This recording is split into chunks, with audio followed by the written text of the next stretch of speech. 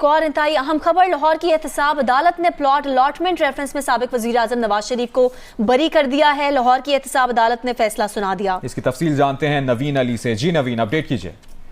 جی بالکل، لاہور کی احتساب عدالت کے جج راؤ عبدالجبار نے جو ہے